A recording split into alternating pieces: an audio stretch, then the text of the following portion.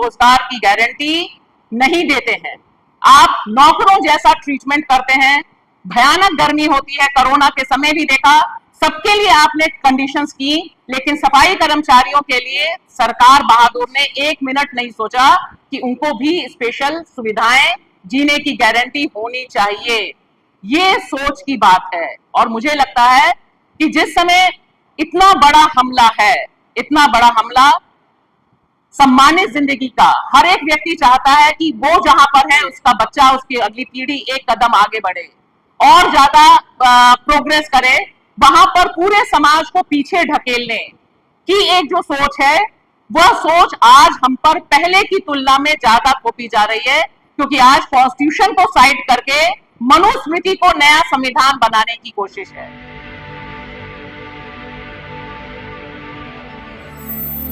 सबसे पहले बहुत जी आपका और संगठन का शुक्रिया कि ये मौका दिया यहाँ बोलने के लिए। और मुझे लगता था जब मैं यहाँ आ रही थी तो जो ये मुद्दा है सफाई कर्मचारी वर्ग समस्याएं और समाधान, ये जितना व्यापक है और जितना जीवंत मुद्दा है, ये मुझे लगता है कि आजादी के बाद से कुछ जो मुद्दे हमेशा चर्चा का विषय रहते हैं, उसमें यह मुद्दा है जो उस समय से लेकर हम 80 साल मनाने जा रहे हैं आजादी के, और 80 साल में अगर हमें असल विकास देखना है कि वाकई the new India, the real India, the developing India, Bharat कितना विकसित हुआ है, तो उसका सिर्फ और सिर्फ अगर एक पैरामीटर अगर हम देखना चाहें तो सफाई कर्मचारी समाज की जो स्थिति है, अगर हम सिर्फ और सिर्फ उस पर ध्यान दे दें तो पता चल जाएगा कि रियल डेवलपमेंट, रियल विकास, विश्व गुरु हम कितना बने हैं। ये सारे के सारे जो चर्चाएं चलती हैं, जिन पे मीडिया बात करता है, उसकी पोल खोलने में कोई मिनट नहीं लगेगा। किसी भी आप समाज की बस्ती में चले जाइए, बच्चे जहां पढ़ रहे हैं, जिन स्कूलों में पढ़ रहे हैं, किस तरह से आरक्षण नहीं दिया जा रहा, किस तरह से नौकरियां नहीं है, और किस तरह से आजादी के इतने साल बाद भी बहुत सोची समझी ब्राह्मणवादी योजना के तहत सफाई कर्मचारी वर्ग के जुड़े काम को, सफाई के काम को ठेके के सुपुर्द करके जो डिग्निटी है उसे खत्म कर दिया गया। ये सोच का विषय है, ये ऐसा नहीं है कि अपने आप हो गया। ये जो ब्राह्मणवादी सोच है, मनुवादी सोच है, जो मानती है कि इस समाज को आगे नहीं बढ़ना है, लोगों का, बच्चों का विकास नहीं होना, उसने बहुत साजिश के तहत पिछले 80 सालों में यह श्योर किया कि हम इस समाज को आगे नहीं बढ़ने देंगे। जो बाबा साहब भीमराव अंबेडकर ने कॉन्स्टिट्यूशन के जरिए बहुत मेहनत और बहुत मुश्किलों से अनटचेबिलिटी को खत्म किया था, छुआछूत को खत्म किया था, राइट टू इक्वालिटी दिया था, राइट टू डिग्निफाइड लाइफ दिया था, उन तमाम सवालों को किस तरह से जमीन में गाड़ देने का काम किया गया है, ये मुझे लगता है आज हम सबके लिए चिंता का विषय है। और उसमें 2-3 चीजें जो बहुत इंपॉर्टेंट मुझे नजर आती हैं कि बहुत विडंबना है। जैसे ही आप काम कीजिए, अभी बिजवाड़ा विल्सन भी आ ही गए हैं यहाँ पर, वो निश्चित तौर पर इस पूरे बहस को दूसरे फलक पर ले जाएंगे। लेकिन इसमें अगर आप ध्यान से देखें इस पूरे सवाल को, तो ऐसा क्यों किया गया कि आप इस समाज को ठेके की तारीख में, जो व्यक्ति ठेके पर काम कर रहा है सफाई का, उसे तनख्वाह अपने पिता, अगर उनके पिता परमानेंट थे तो उससे भी कम मिल रही है। ये 2026 की हकीकत है। इतना बड़ा डिस्क्रिमिनेशन एक ही घर में आपको दिखाई देता है कि जहां पर अगर किसी की पिता माँ परमानेंट वर्कर थे और अगर उनके घर में आज की तारीख में कोई ठेके पर काम करने पर मजबूर है, तो जो नौजवान लड़का है उसे आज की तारीख में अपने पिता की तनख्वाह से भी कम तनख्वाह मिलती है। और यह कहीं से भी मुद्दा नहीं बनता, क्योंकि आप दिखाते यही है कि यही भविष्य है।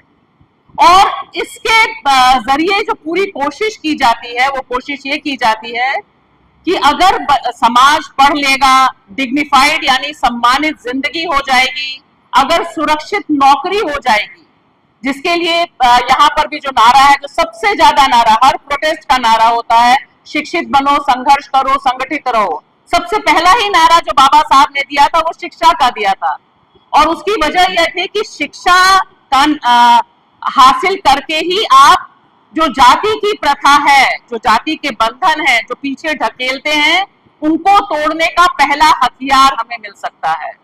तो उस पर एक हमला है। और दूसरा मैं यहाँ जिक्र जरूर करना चाहूंगी कि जिस समय हम यहाँ बैठे हैं, दिल्ली से कुछ ही किलोमीटर दूर पूरे पंजाब में सफाई कर्मचारी संघर्ष कर रहे हैं।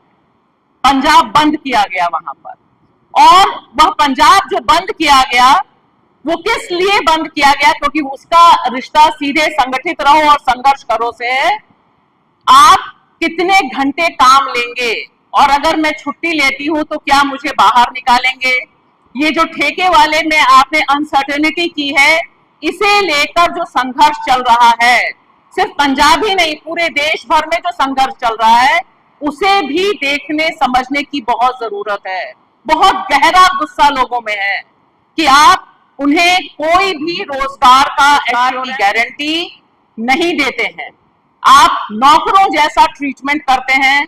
भयानक गर्मी होती है, कोरोना के समय भी देखा, सबके लिए आपने कंडीशंस की, लेकिन सफाई कर्मचारियों के लिए सरकार बहादुर ने एक मिनट नहीं सोचा कि उनको भी स्पेशल सुविधाएं, जीने की गारंटी होनी चाहिए।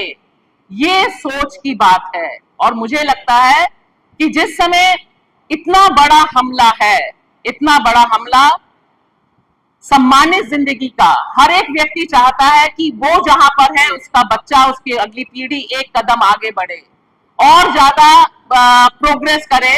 वहां पर पूरे समाज को पीछे ढकेलने की एक जो सोच है, वह सोच आज हम पर पहले की तुलना में ज्यादा थोपी जा रही है, क्योंकि आज कॉन्स्टिट्यूशन को साइड करके मनुस्मृति को नया संविधान बनाने की कोशिश, लगातार जो अधिकारों की लड़ाई है उसे पीछे ढकेलकर यह समझाने की कोशिश हो रही है कि आप बस हिंदू मुसलमान कर लीजिए, आप धर्म की बात कर लीजिए, आरक्षण तो बहुत ही खराब चीज है, रिजर्वेशन का तो क्लेम ही नहीं करना चाहिए। अभी एक नौजवानों की भी एक टीम तैयार हो रही है जो ये बताने की कोशिश कर रही है कि रिजर्वेशन कितना खराब है। तो ये जो सारी साजिशें हो रही हैं, दरअसल ये बाबा साहब भीमराव अंबेडकर ने जो कहा था कि मैं रथ यहां तक ले आया हूं, बहुत मुश्किलों से ले आया हूं, अगर तुम इसे आगे ना बढ़ा सको तो पीछे मत जाने देना।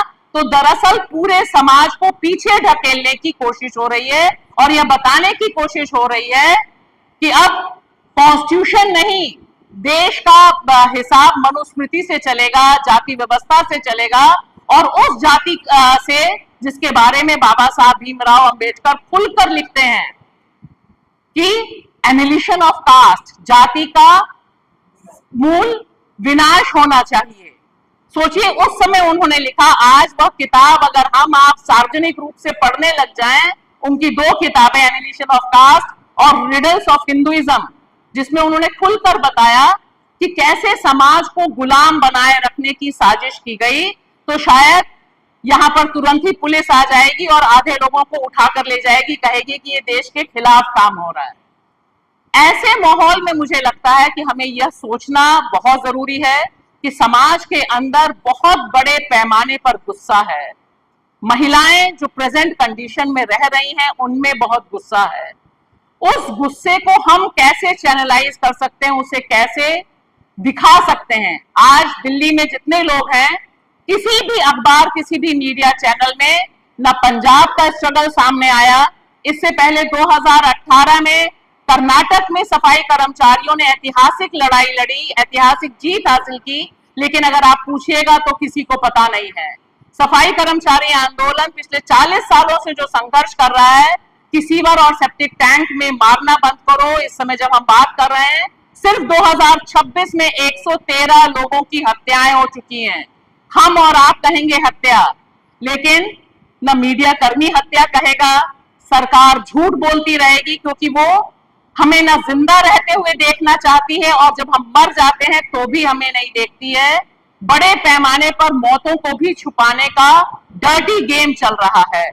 ऐसे में मुझे एक बात जरूर लगती है कि हमें सच के साथ खड़ा रहना, ईमानदारी और पूरी हिम्मत से जो मुद्दे हैं, जो नाइंसाफी हो रही है, जो हमें हक मिला हुआ है कॉन्स्टिट्यूशन में, उसे किसी भी हक पर छोड़ने के लिए तैयार नहीं होना।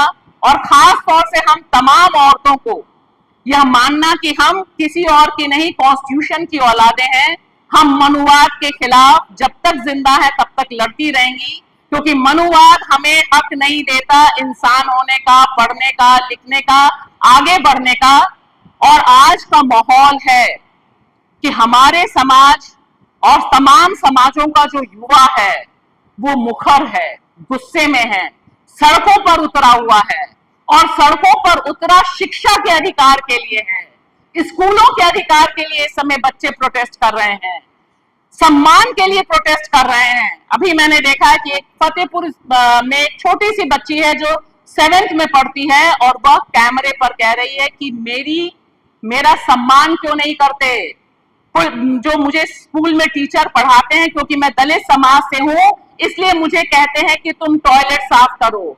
इस लड़की की हिम्मत को सलाम करने की जरूरत है। ये बच्ची है और आप सोचिए कि अगर इस बच्ची में इतनी हिम्मत है कि वो अपने स्कूल में खड़े होकर ये कह रही है कि उसके साथ छुआछूत हो रही है, वो छुआछूत बर्दाश्त करने को तैयार नहीं है, वो खुलेआम ये अनाउंस कर रही है कि मैं तुम्हारी ये जाति वाली व्यवस्था नहीं स्वीकार करती हूं, मैं आवाज उठाऊंगी। तो हमारी जिम्मेदारी है बतौर भारतीय नागरिक कि ये जो तमाम आवाजें हैं इनको एक साथ करें। सफाई कर्मचारी समाज की जो समस्याएं हम सब जानते हैं, उनको कैसे कड़ी से कड़ी जोड़कर आगे बढ़ाया जा सकता है, यह जरूर हमें सोचना चाहिए।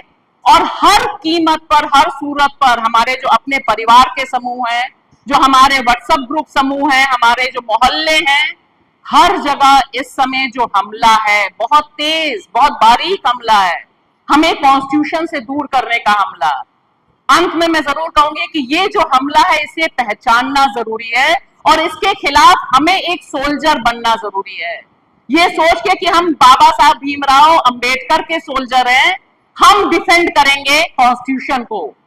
और अंत में मैं जरूर ये कहूंगी कि ये जो लड़ाई है, यह लड़ाई बहुत इंपॉर्टेंट मोड़ पर है जिस समय यहां पर हम बात कर रहे हैं, क्योंकि हमला तेज है।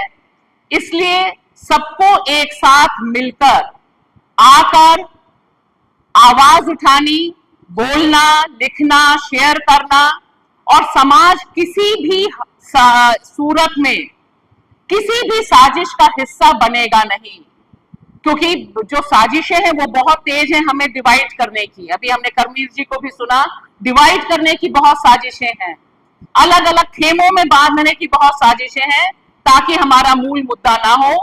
अंत में सबसे अच्छी बात मुझे लगती है कि आज की तारीख में बाबा साहब भीमराव अंबेडकर सिर्फ दलित प्रोटेस्ट का हिस्सा नहीं है। इस देश में एक भी प्रोटेस्ट ऐसा नहीं हो सकता है जिसमें बाबा साहब का नारा और बाबा साहब की तस्वीर ना हो। और ये दरअसल बाबा साहब को मानने वालों की जीत है कि जो लोग पहले अंबेडकर की फोटो नहीं लगाते थे, आज चाहे वो राजस्थान का बच्चा हो, चाहे दिल्ली में जमावड़ा हो, चाहे देश के किसी भी हिस्से में जमावड़ा हो, हमारे लीडर बाबा साहब भीमराव अंबेडकर हैं। और उनसे ही सबको, सिर्फ दलित समाज को नहीं, तमाम वंचित समाज को इस समय न्याय की और जिंदा रहने की उम्मीद बनी है। और मुझे लगता है ये हमारे लिए बहुत इंपॉर्टेंट पॉइंट है कि हम भी इसे आगे, इस मिशन को कैसे आगे बढ़ा सकते हैं। शुक्रिया।